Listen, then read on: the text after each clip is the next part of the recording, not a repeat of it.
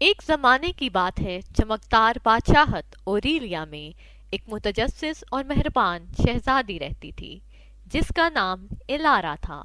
اگرچہ اس کے دن شاندار ضیافتوں اور شاہی فرائض سے بھرپور تھے، لیکن اس کی راتیں اکثر برج کی کھڑکی سے باہر دیکھتے ہوئے گزرتی تھیں، محل کی دیواروں سے باہر کے قصوں کا خواب دیکھتی تھی۔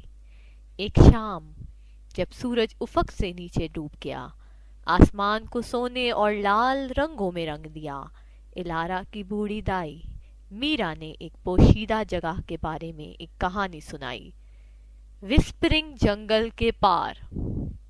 میرا نے کہا، ایک ایسی جگہ ہے جو وقت کی چھو سے محفوظ ہے، اس میں بادشاہت کا سب سے بڑا خزانہ موجود ہے، لیکن صرف صاف دل ہی اسے تلاش کر سکتا ہے۔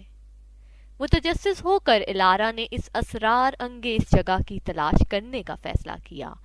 سادہ لباس میں خود کو چھپا کر وہ اندھیرے کے احاطے میں محل سے نکل گئی۔ صرف اپنی وفادار لومڑی ساتھی ایمبر کے ساتھ وہ وسپرنگ جنگل میں داخل ہوئی۔ جنگل پتوں کی سرگوشیت اور نرم مدھر چہچہاہٹ سے زندہ تھا۔ اپنی چبلتوں کی پیروی کرتے ہوئے الارا ایک گھومنے والے راستے پر آئی جو چاندنی سے روشن تھا۔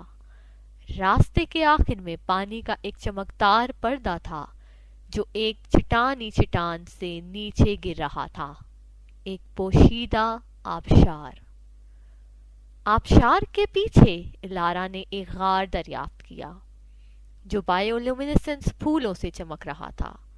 غار کے مرکز میں ایک قدیم چبوترا تھا جس پر ایک کرسٹل گولا تھا۔ جیسے ہی وہ گولے کے قریب پہنچی، گولا چمکنے لگا اور ایک نرم آواز گونجی، جس خزانے کی تم تلاش کر رہی ہو وہ سونے میں نہیں بلکہ تمہارے دل کی طاقت میں ہے۔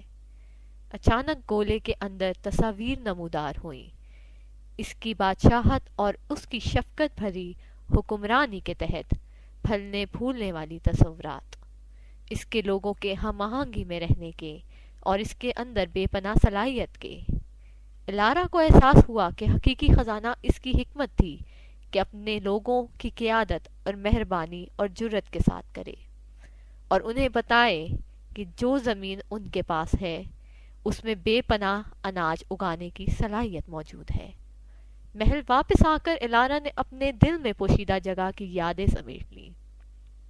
اس دن سے ایک مضبوط مقصد کے ساتھ حکومت کی، اپنے لوگوں کو اپنی زمین کی خوبصورتی اور اپنے اندر کی طاقت دونوں کو قیمتی قرار دینے کی ترغیب دی، اور اس طرح الارا کی بادشاہت ترقی کرتی رہی، دولت کی وجہ سے نہیں بلکہ اپنے محبوب شہزادی کے دل کی وجہ سے، جس نے پوشیدہ خفیہ جگہ کا پتہ لگا لیا تھا۔